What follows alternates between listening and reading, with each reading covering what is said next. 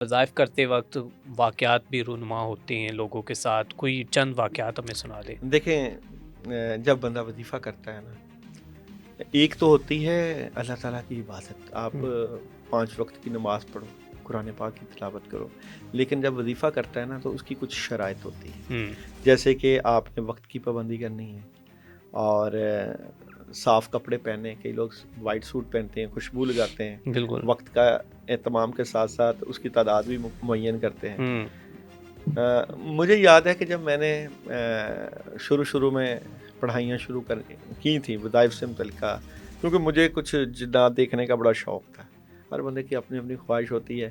میری خواہش تھی کہ غیر مرئی طاقتیں ہوتی بھی ہیں کہ نہیں، کیونکہ لوگوں کے بہت مائنڈ میں ہوتا ہے کہ جی جنات سے کام لیں، جنات اگر آپ کے پاس ہوں تو شاید آپ کے بڑے بڑے کام کر دیں. لیکن وہاں پہ بھول ہوتی ہے کہ ان سے کام لینے کے اور کیا طریقے ہوتے ہیں اور ان کو حکم کیسے لگاتے ہیں. ٹھیک ہے۔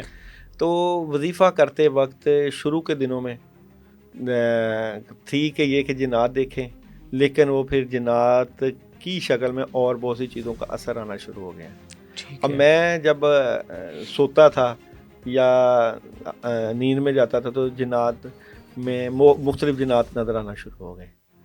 اب وہ آتے تھے، اچھا یہاں 3-4 چیزوں کی شکل میں تھے.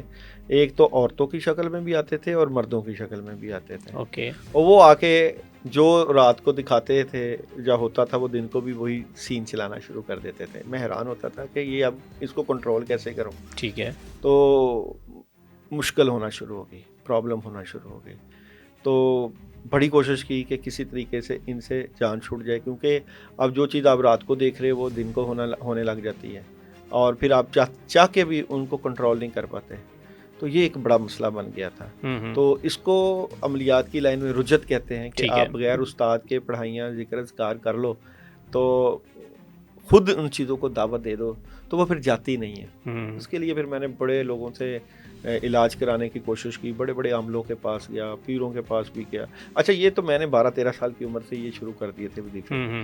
تو لیکن 10-12 سال 15 سال نہیں کوئی بندہ ایسا ملا جس نے ان چیزوں کا اثر ختم کیا. ٹھیک ہے۔ تو بڑی کوشش کی، بڑی کہ ختم ہو جائے. نہیں، پھر کسی اللہ والے کی نظر پڑی، کسی فقیر سے تعلق بنا.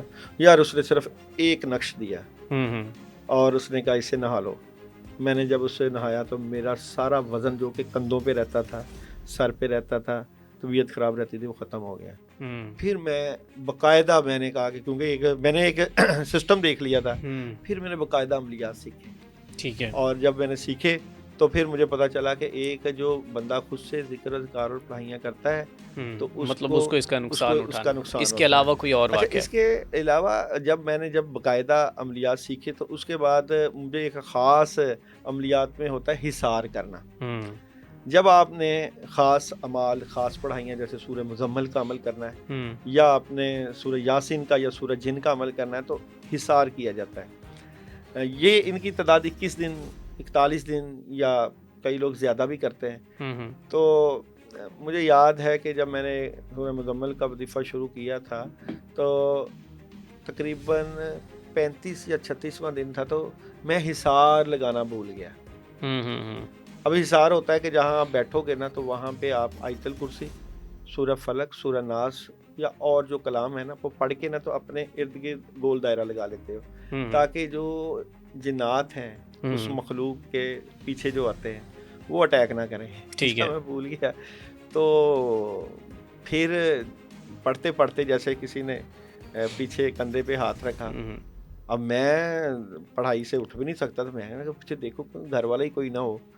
لیکن ظاہری بات ہے دیکھنا پڑ گیا. جب پیچھے دیکھا تو خوفناک شکل جنوں.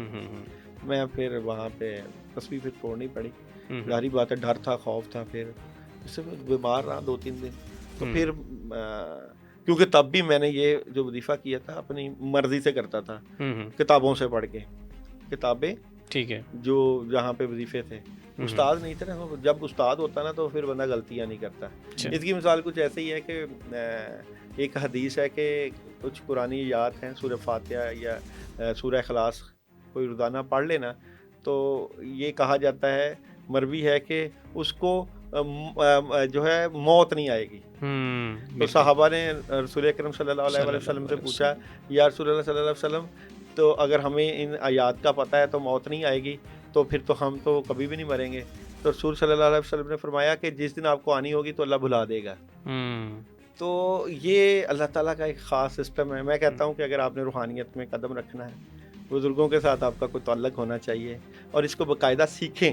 ٹھیک ہے، روحانیت کو سیکھنا چاہیے۔ اب سکھانے والا بندہ کوئی نہیں ہے، وہ کہتا ہے جی میں نے آپ کو عمل بتا دیا، ساری طاقتیں آپ لے لو گے تو میرے پاس کیا رہ جائے گا، تو لوگ چھپاتے ہیں۔ بالکل ٹھیک ہے، حالانکہ اس کو بچے سے لے کے بوڑھے تک سیکھنا چاہیے، کیونکہ یہ جو روحانیت ہے نا، یہ آپ کی دنیا اور آخرت میں کام آتی ہے۔